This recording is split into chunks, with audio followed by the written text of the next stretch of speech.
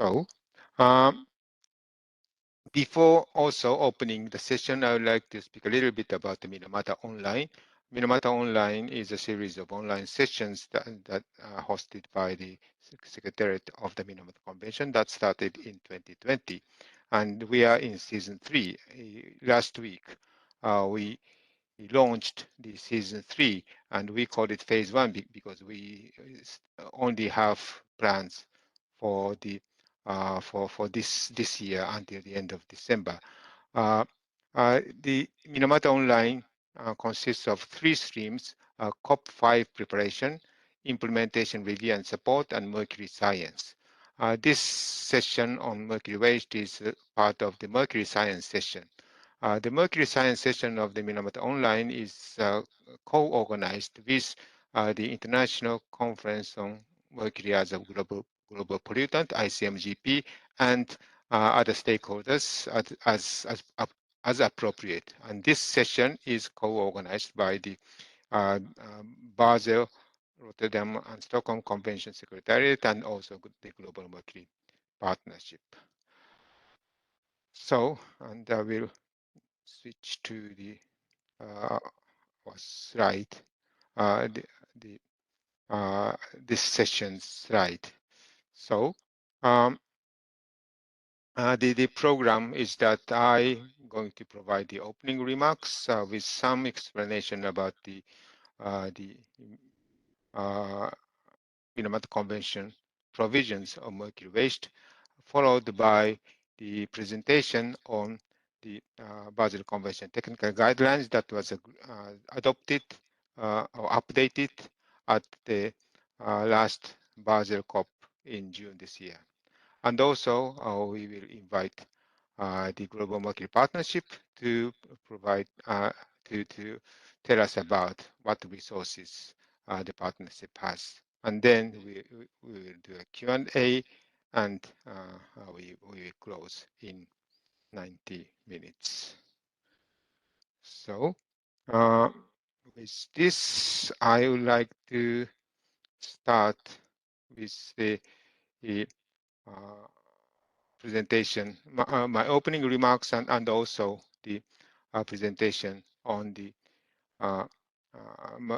Minamata Convention provisions on mercury waste. If you have any question, please already start to put the questions in Q&A box, and that will help the presenters to focus their presentations, or we can pick up some questions in the Q&A session later. So I will start with the explanation of how the Minamata Convention addresses mercury through its life cycle. As you know, the Minamata Convention is a global treaty to protect the human health and the environment from mercury, which was adopted in 2013 and entered into force in 2017, and we have 137 parties as of today. Its Article 3 covers the supplies and trade of mercury, and then Article 4 covers the use of mercury in products, and Article 5 the use of mercury in processes, Article 7 use of mercury in gold mining, Article 8 emissions, Article 9 releases. So, and Article 11 covers the waste stage. So various articles cover the life cycle of mercury. And for this session, we are presenting the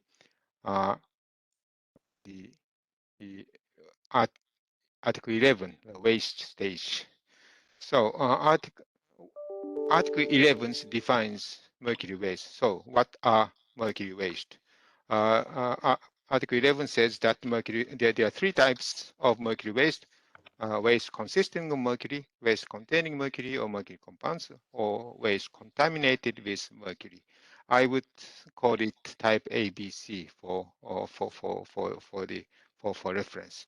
And it provides that the Conference of the Parties will set the threshold to define these mercury waste, and then it also says that the definition excludes some mining waste, overburden, waste rock, and tailings, unless it exceeds certain thresholds. So there are two kinds of thresholds. One, general threshold, and the second, the threshold specific to mining waste. And then the Article 11 provides for the three obligations of the parties. Firstly, the parties need to manage the mercury waste in an environmentally sound manner, taking into account the guidelines adopted under the Basel Convention, which my colleague is going to present later. And then secondly, the mercury waste should only be recovered, recycled, reclaimed, only for use allowed to a party. And thirdly, for parties to the Basel Convention, they need to make sure that mercury waste are not transported across international boundaries except for the purpose of environmentally sound disposal. So, and there are other provisions in the Minamata Convention related to mercury waste. Article 3 refers to the disposal of mercury from primary mercury mining, and also it provides for the excess mercury from the decommissioning of chloride facilities. You may note that Article 8 emissions also covers the emissions from waste incineration, but I will not cover mention it because the mercury waste is not to be incinerated. So with regard to the threshold or definitions, the conflicted parties have been working on it, and the COP3 in 2019 agreed on the definition of two types of mercury waste. Firstly, type A waste consisting of mercury is the mercury or mercury compounds that become waste. And secondly, the type B waste containing mercury is basically the end-of-life mercury-added products. And then COP3 also agreed that at present there's no need to develop thresholds for overburden and waste rock. And only the COP will work on tailings. Then COP4 earlier this year in March decided that no threshold needs to be established for ASGM tailings, and the ASGM tailings should be managed under Article 7 and National Action Plans. And for mine tailings that are not uh, uh, the primary mercury mining, COP agreed on two-tier threshold, tier 1 being 25 milligram per kilogram total mercury content, and tier 2 being 0.15 milligram per liter in the leachate.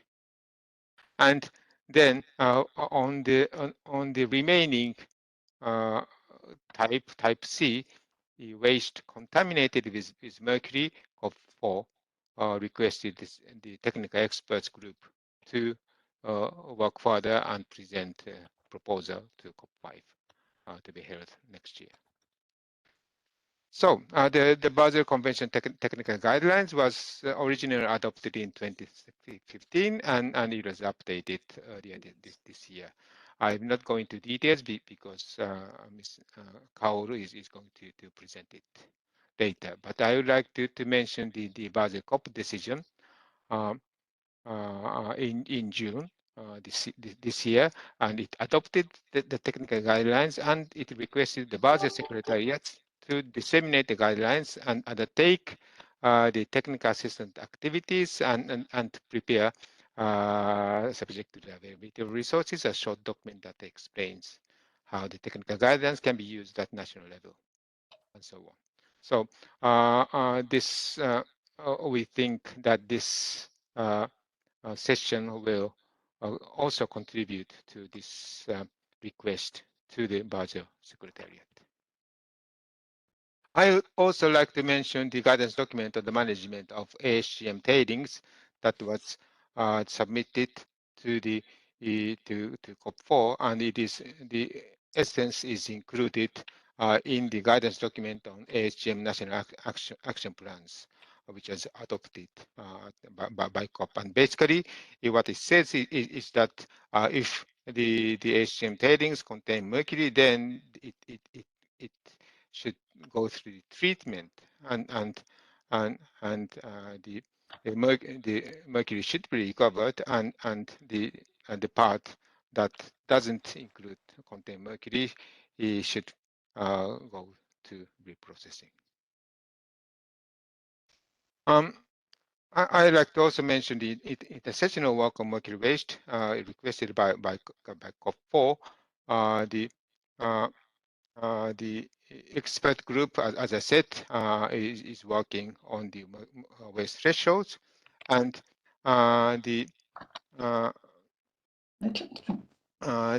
we received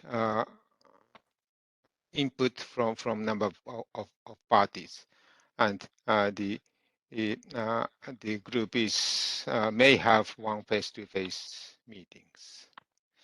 The intersessional work, we are also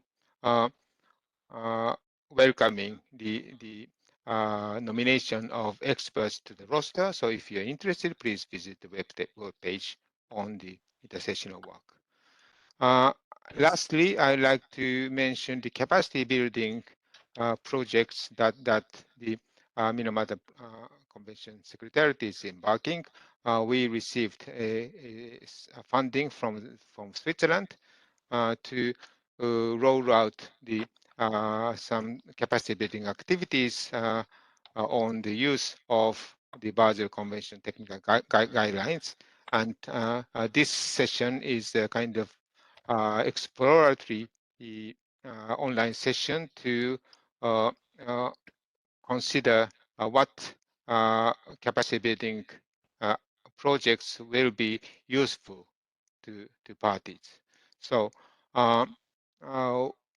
we would very much appreciate your questions in the Q&A box, and we may not have time to respond all the questions, but these questions will be taken into account when we roll out the capacity building activities and develop the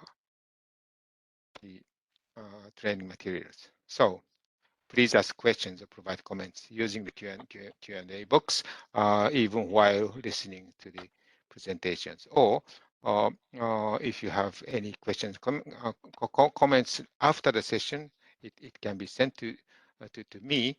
But in order to reflect this in our consideration, we would appreciate the questions by the end of this month.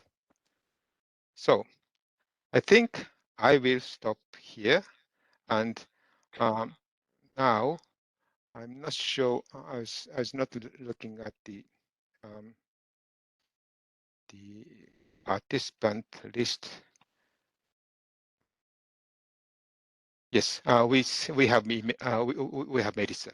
Okay, so I'd like to switch to the next session, which is the presentation on the Basel Convention technical guidelines. But I hand it over to Melissa to introduce, and then Kaoru Oka, who supported the small intersection working group of on Mercury on these guidelines, and I believe that she's one of the persons who really held the pen to update the guidelines. So over to you, Melissa. Thank you, Isako, for inviting me to participate in this session.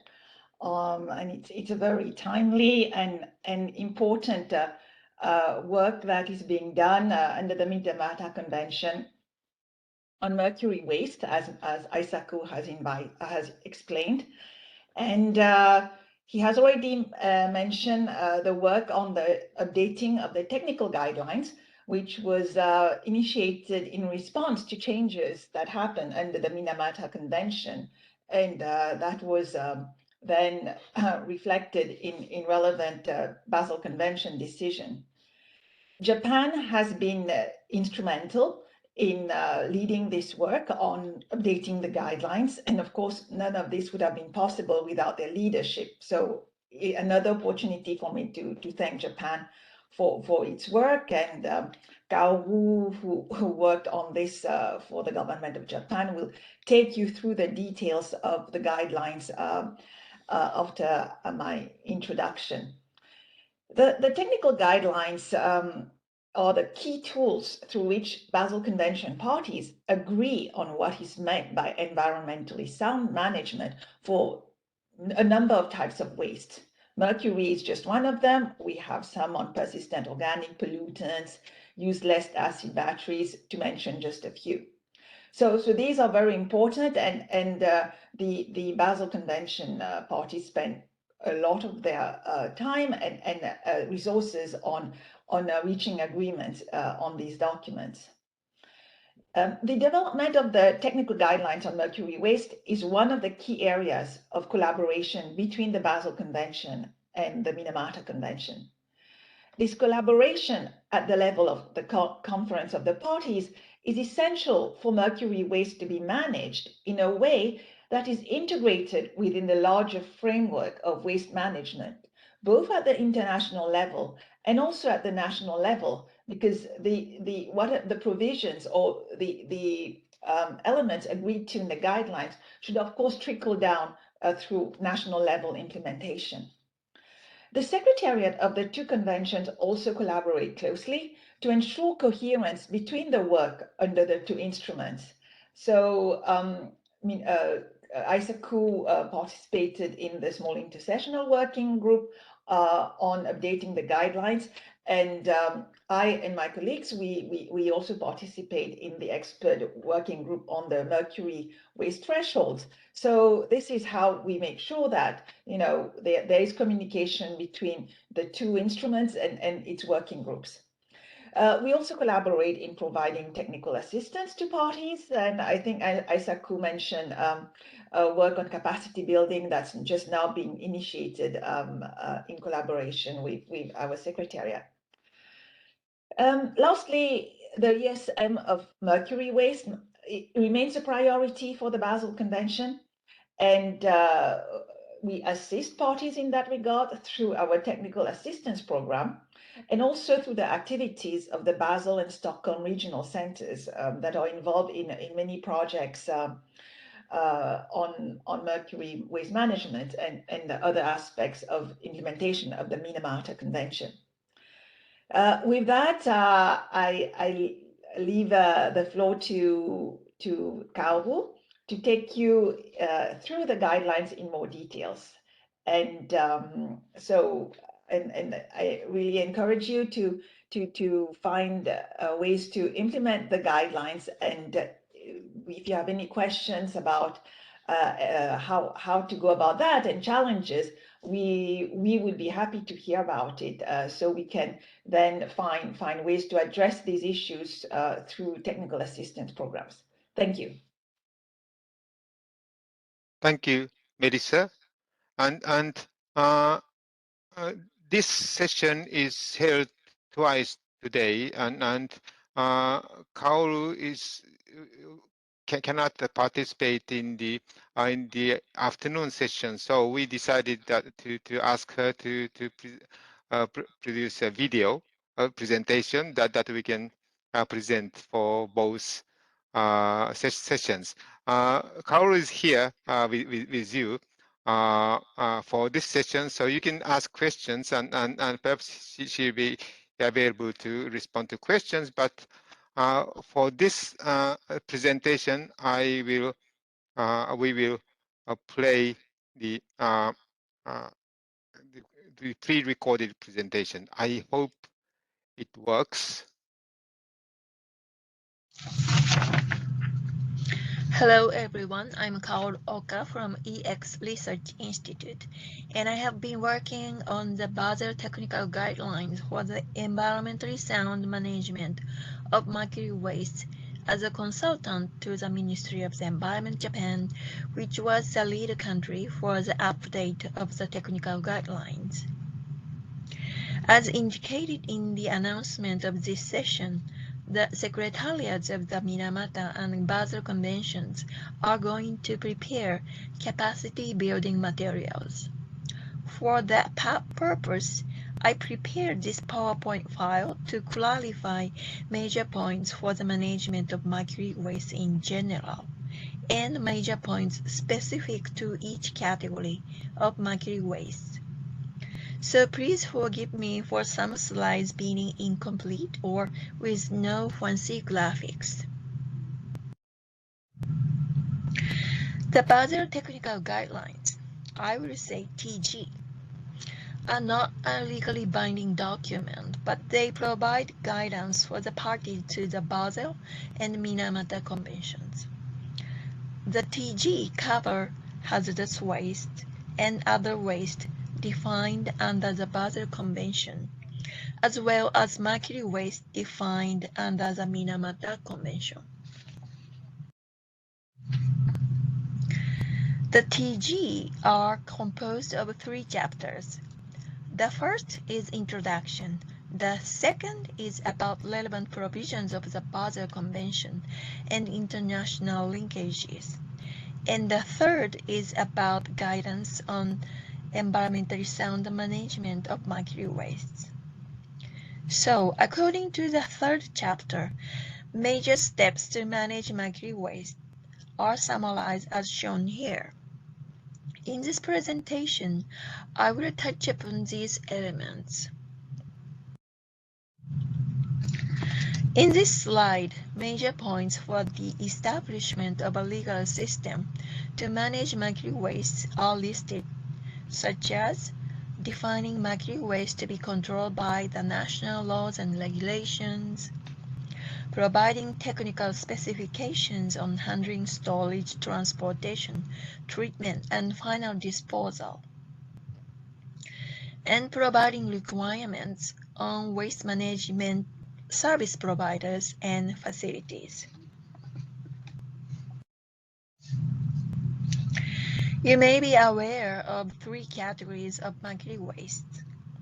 One is waste consisting of mercury or mercury compounds, such as mercury captured from crude oil and natural gas processing.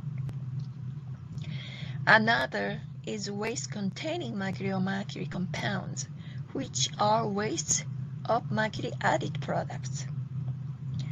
The other is waste contaminated with mercury or mercury compounds, such as flue gas cleaning residues. Table 5 in the TG is a long list of mercury waste sources and examples. Once you go through Table 5, you will have a good picture of what mercury wastes are. Waste prevention and minimization is the most important step in waste management. The TG provides prevention and minimization method for chloralkali production, vinyl chloride monomer production, mercury added products, coal combustion, smelting and roasting processes, crude oil and natural gas processing. If you are interested, please see section 3E for more information.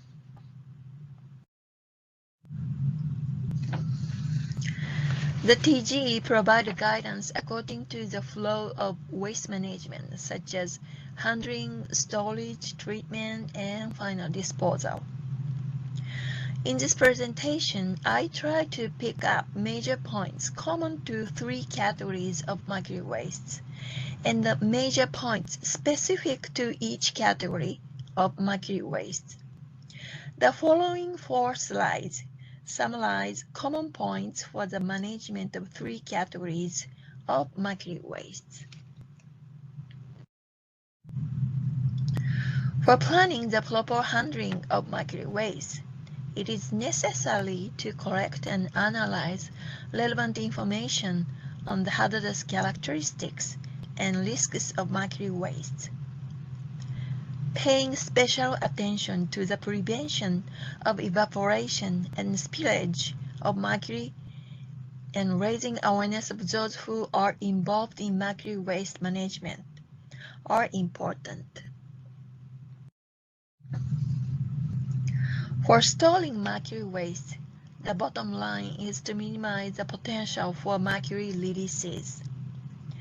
The TG provides guidance on storage facilities such as siting and design specifications, as well as guidance on the operation of storage facilities such as developing an inventory and conducting inspections and safety procedures.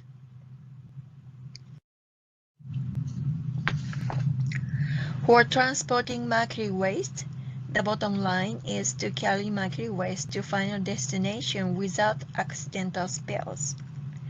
Packaging and labeling properly, tracking waste, and employing certified transporting companies and personnel are necessary elements to achieve this. Preparing contingency plans prior to transportation is also important.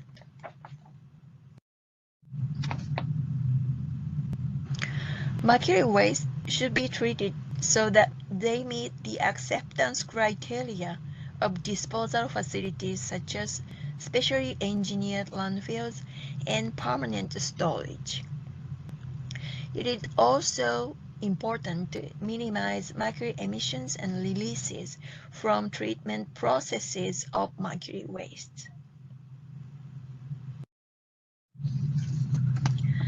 The following 4 slides summarize major points for the management of waste consisting of mercury or mercury compounds. Mercury in bulk form must be carefully packaged in appropriate containers before shipping to designated storage or disposal facilities. Containers should meet specific requirements, leave some headspace, have labels indicating content risks and so on, and be stored upright on the pallets off the ground. And mercury in containers should be as pure as possible. Guidance on storage facilities for waste consisting of mercury or mercury compounds includes the following. Floors should be coated with an epoxy coating. The collection of spills should be facilitated with sloped floors and open flow gutters. The liquid containment volume should have enough margin from the maximum liquid volume. Walls should be materials that do not readily absorb mercury vapor.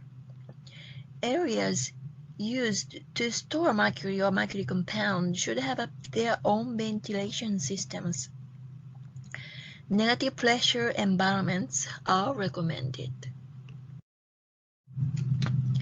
For transporting waste consisting of mercury or mercury compounds, additional guidance is that transporters accompany information on purity level and any contaminants. And transport vehicles should be visually inspected for leaks, spills, droplets of elemental mercury upon arrival.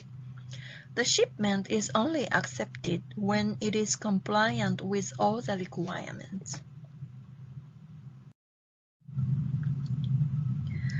Waste consisting of mercury or mercury compound should be stabilized and solidified before final disposal. Stabilization is conducted as producing mercury sulfide. Since mercury sulfide is a fine powdery material, mercury sulfide should be solidified.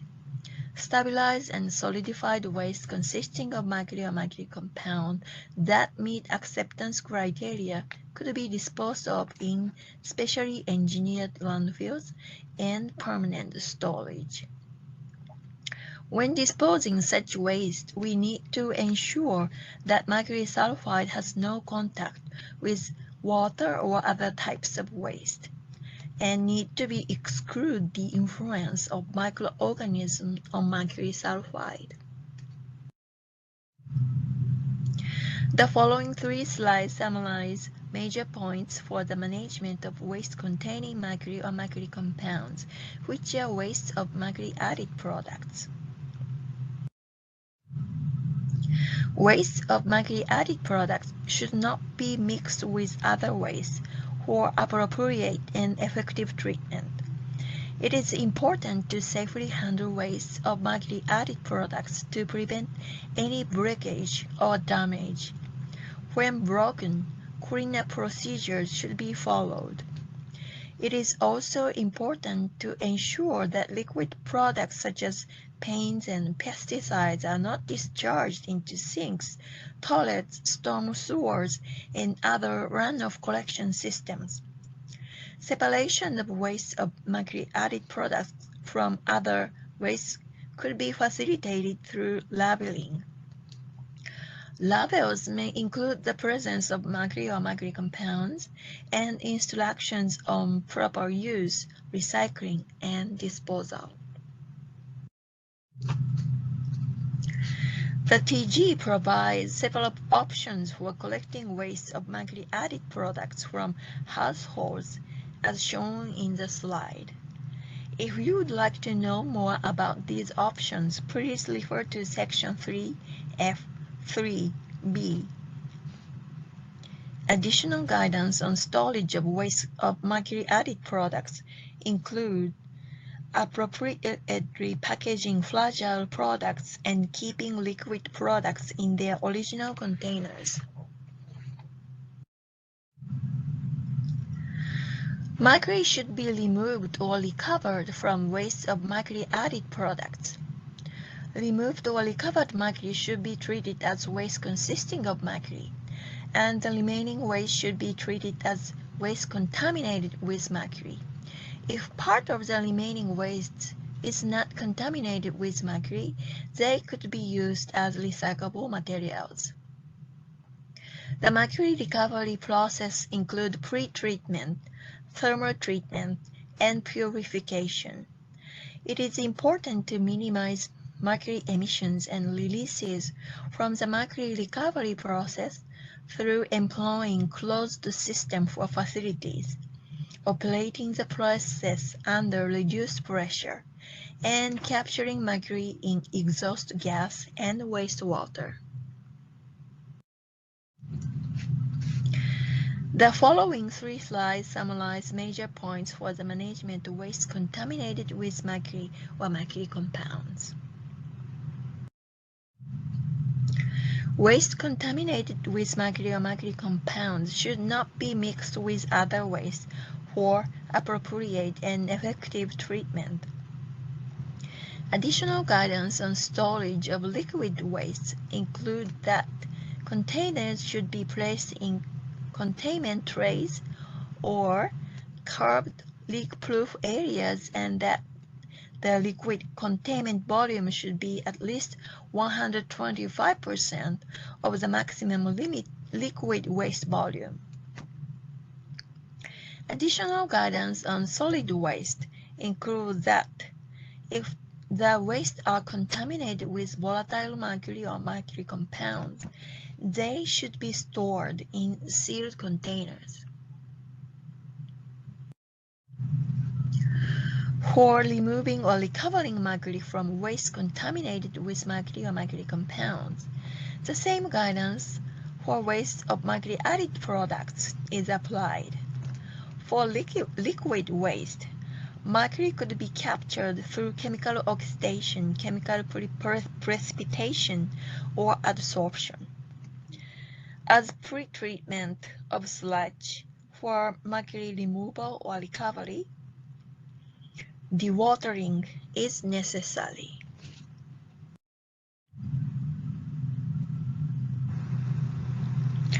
The TG provides information on other treatment options such as sulfur microcements, soil washing, and acid extraction. Waste that meet the acceptance criteria for specially engineered landfills may be disposed of in specially engineered landfills. If you are interested in examples of landfill acceptance criteria for waste contaminated with mercury, please see boxes 11 through 14 in the TG. This is the end of my presentation. Thank you for your attention. Thank you, Kaoru. So, and she's here for responding to any questions. So, I would welcome any questions in the Q&A box. And while waiting, I would like to move to the next presentations on the resources from the Global Mercury Partnership.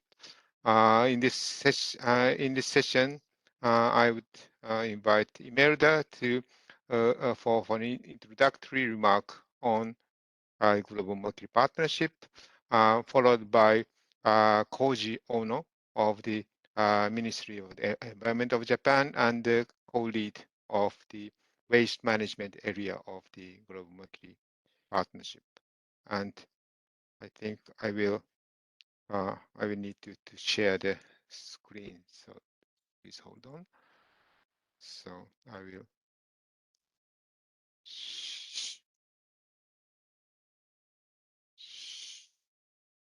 share this screen, and the Kaoru's presentation is available, will be available on the website, and I will move to this one.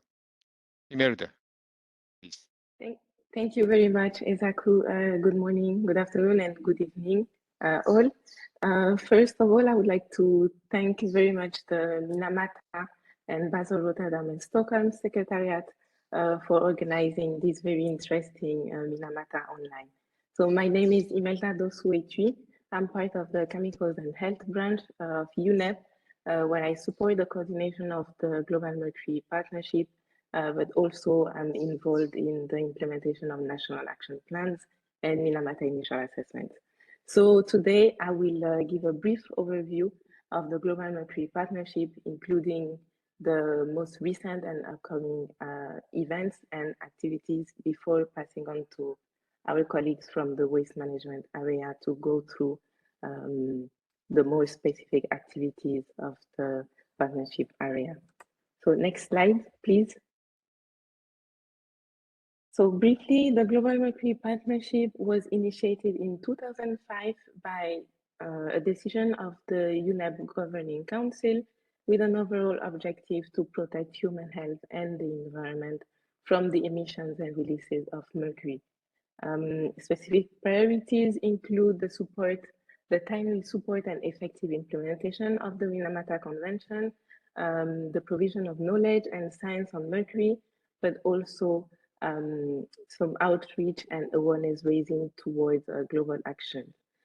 So the Global Mercury Partnership is governed by its overarching framework, which was recently updated to reflect a number of evolutions, including the adoption and the entry into force of the Minamata Convention, as well as practices under the partnership. So to date, the partnership counts over 230 partners distributed among the 8 currently identified partnership areas that you can see on the screen. And these partnership areas include, of course, the waste management area. Also, the partnership is co-chaired by Mrs. Therapon Wiliwutikoin from Thailand and Mr. Rogers Ankla. Next slide, please. So in terms of recent and upcoming events and activities, I would quickly like to mention the recent webinar on Minamata Initial Assessment, which presented the latest trends and key findings of the data analysis of the mercury inventories. And this includes data on mercury waste management, but it also featured a discussion on the update of the Mercury toolkit for the elaboration of those inventories. Also in September, I would like to highlight the annual meeting of the waste management area, which happened back to back with the International Solid Waste Association ISVA Congress in Singapore. But for this, I will let my colleague Koji Ono provide you with more details. Back in June, as well, under the Basel, Rotterdam, and Stockholm Convention, the COPs, we organized side event on mercury waste, on the latest developments, tools, and practices for the environmentally sound management of mercury waste. And then we had the PAG, the Partnership Advisory Group meeting. It's held its 12th meeting back in March this year.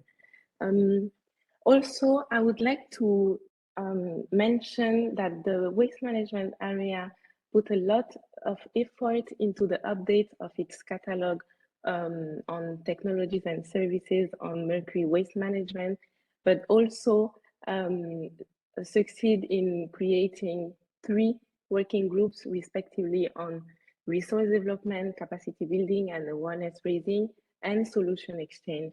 And here as well, my colleague will go through the specific activities of those working groups. In terms of cross-cutting work, I would like to mention the 2 study reports that the Global Mercury Partnership is working on. So the first one is about mercury from the metals mining and smelting, and the second one on mercury from the oil and gas sector. And in those reports as well, authors have already proposed an initial discussion on the management of waste resulting from these sectors. So the first report is already available on the Global Mercury Partnership website, and the second one is in its final stages for publication, so will be available soon. So you have on this slide the links to the events page of the Global Mercury Partnership website, and also the link to the resources. And last but not least, we are also organizing the 13 meetings of the UNEP Global Mercury Partnership Advisory Group, which will happen in November, on the 9th and 10th of November, back to back with the OECD Global Forum on Environment in Paris, France. So you are welcome to attend as observers, as this meeting will also offer the possibility to attend remotely.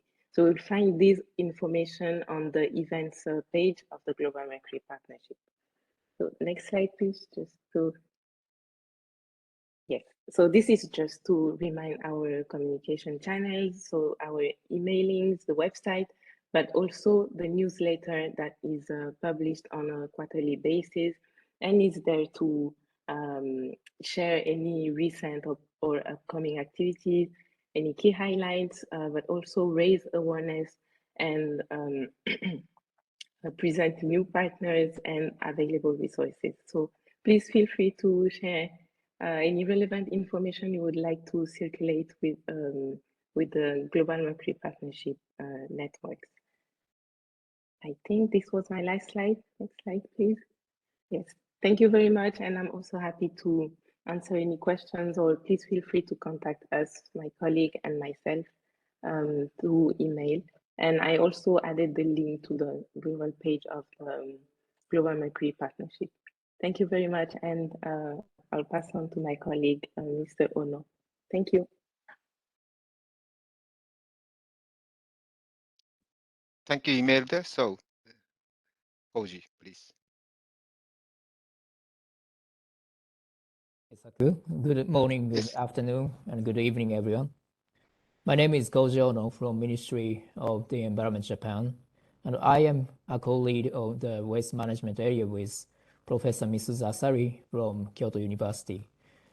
Thank you very much, Eisaku and Secretariat, for setting this online session, and thank you, Imelda, for the introduction of Global Mercury Partnership overviews and partnership activities. Now I will talk about some details of waste management area's activities. So next slide, please. Next slide, please.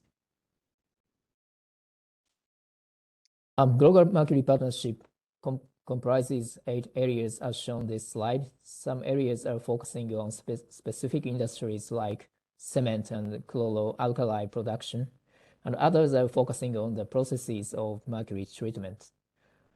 Waste management area is one of these areas and pursuing the environmentally sound management of mercury waste.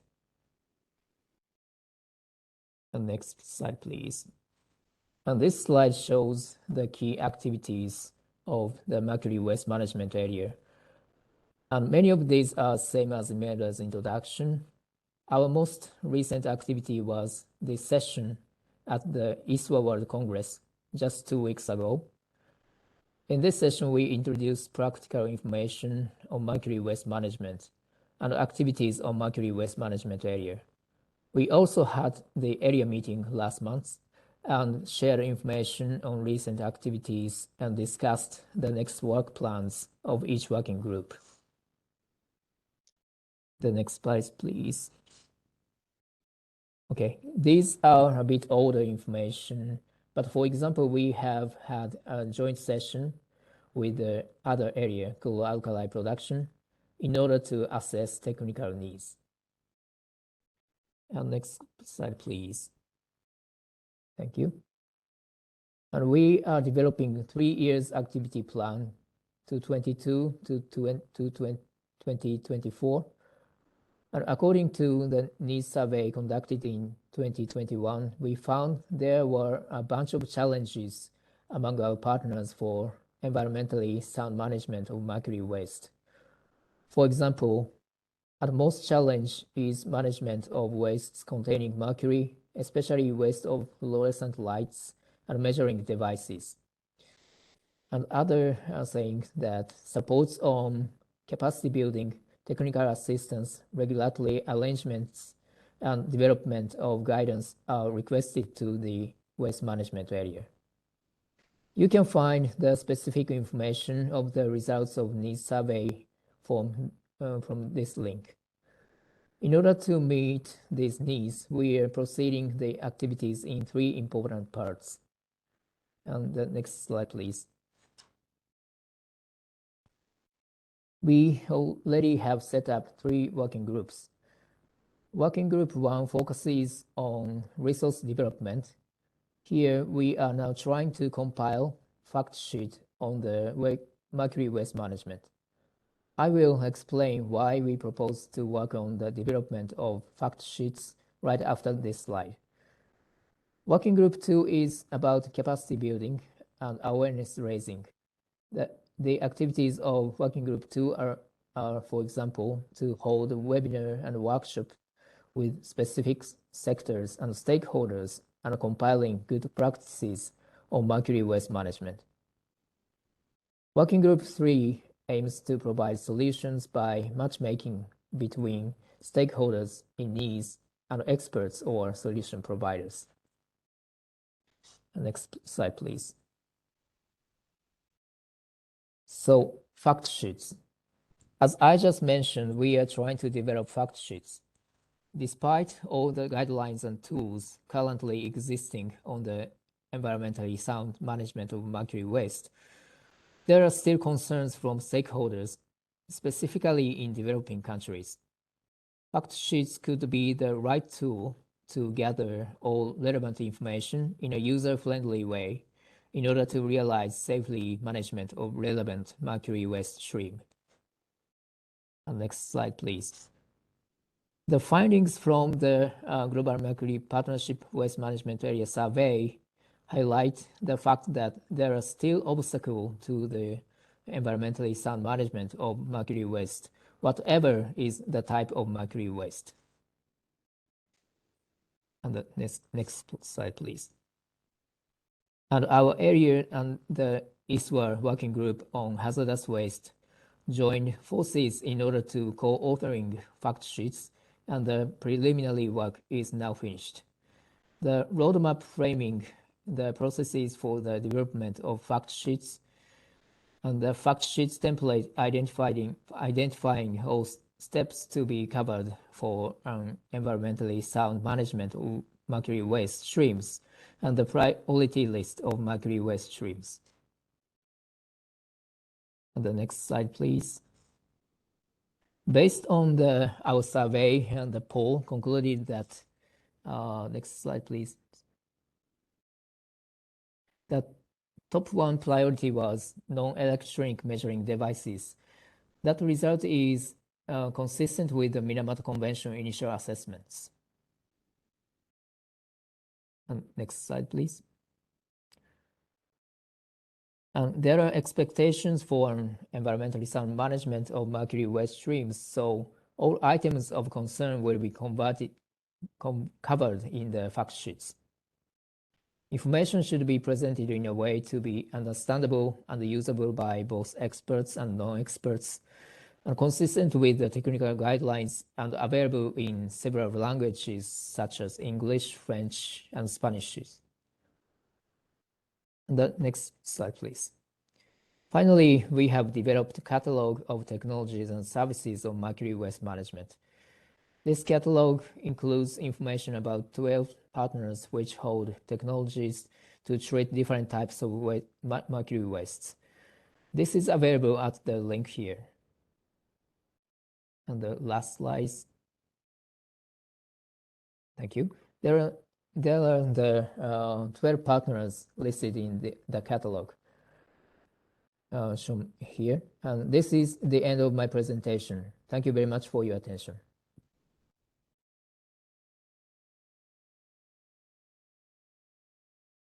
Thank you, Koji.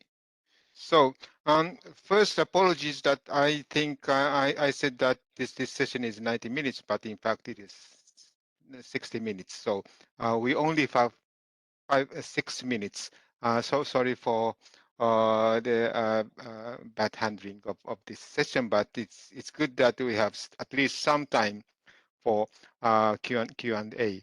And as I was looking at the Q&A box, we received 2 questions in Q&A box, but I note that there are some, yes, the 3 questions actually, I think.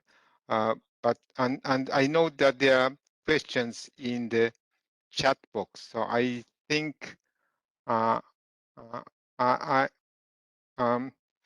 would welcome any of the panelists to address these questions.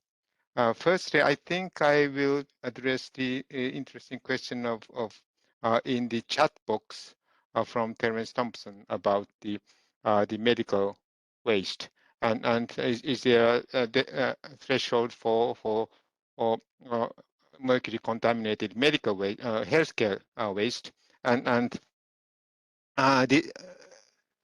as the response from the Minamata Secretariat is not at present, but because the expert group is still working on the type C threshold, which is the waste contaminated with mercury. But it should be noted that the healthcare sector may come up with all 3 types of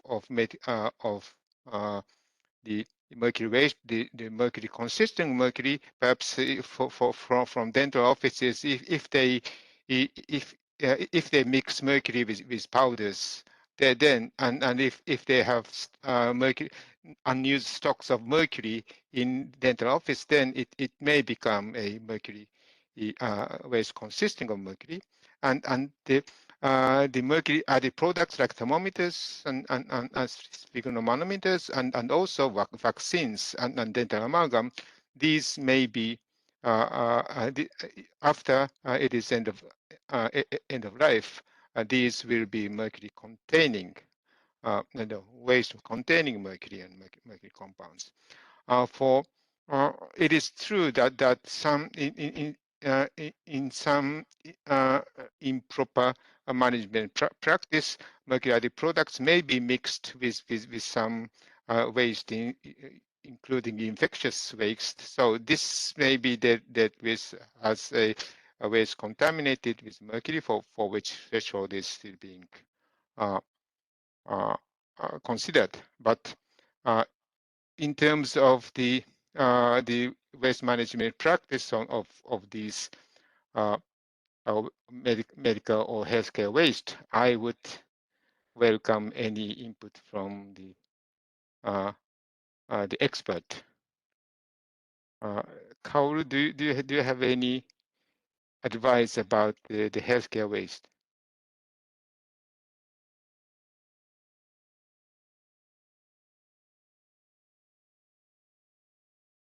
Everyone, thank you for participating in this session.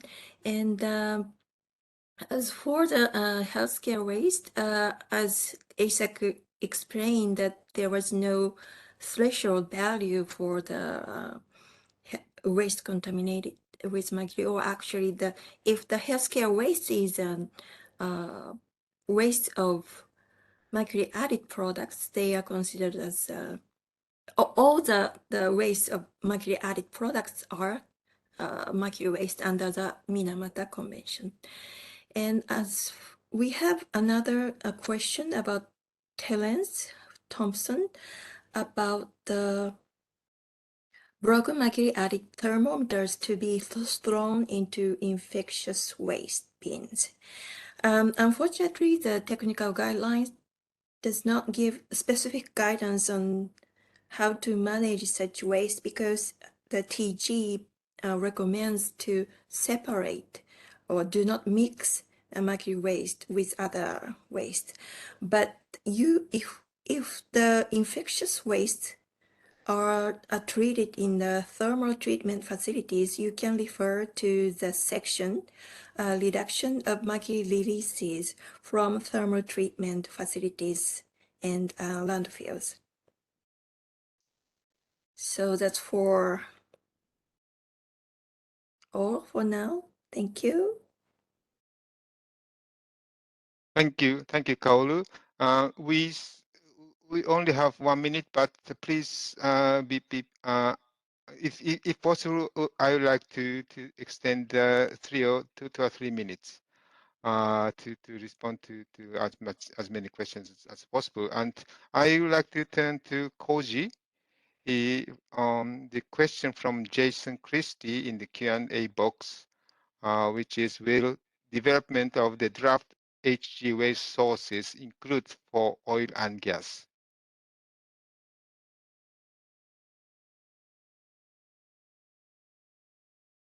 Sorry, I didn't find the questions. Yeah, it is in the Q&A box, and will development of the draft mercury waste sources include for oil and gas? And I think this refers to the activities of the Global Mercury Partnership. So whether the Global Mercury Partnership will work on the oil and gas sector, the waste from oil and gas.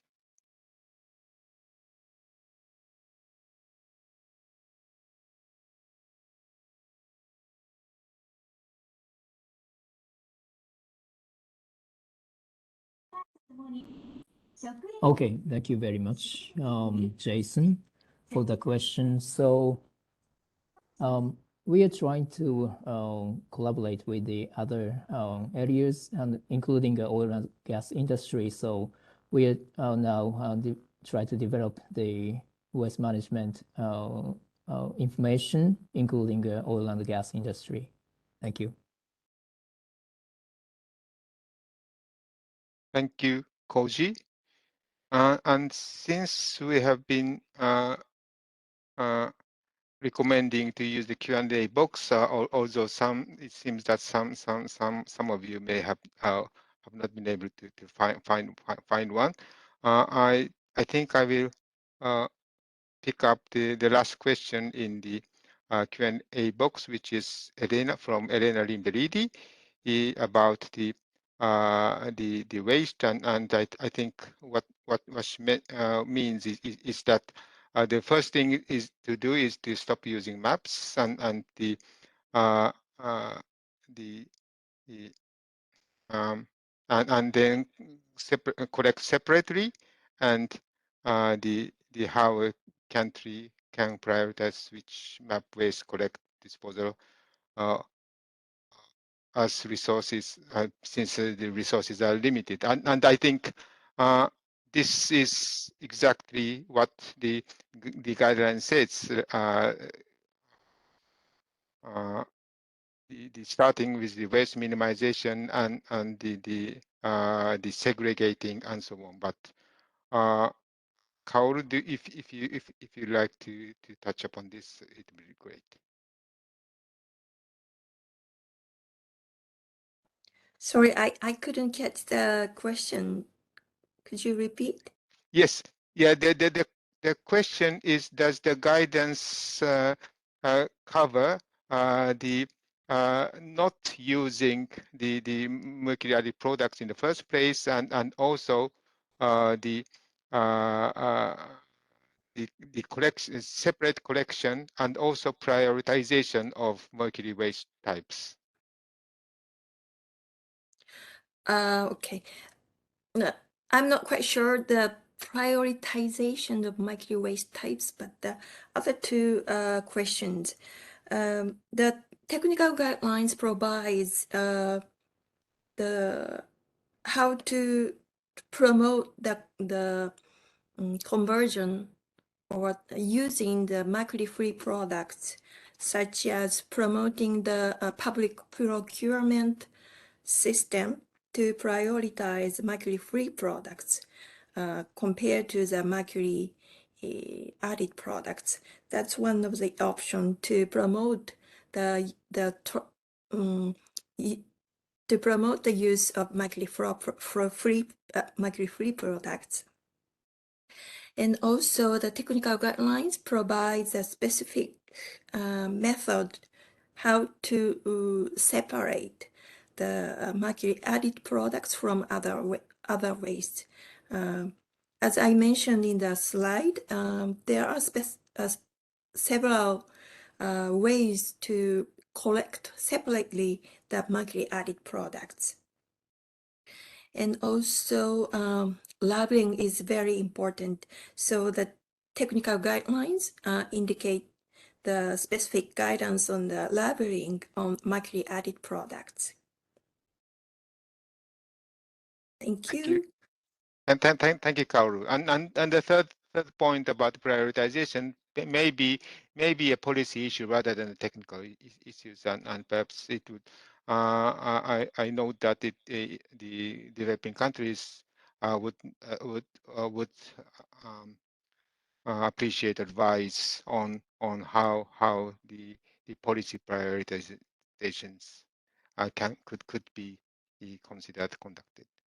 So it is 10 now. So I think we need to close. We captured all the questions in the chat box, and we will try to address these questions in the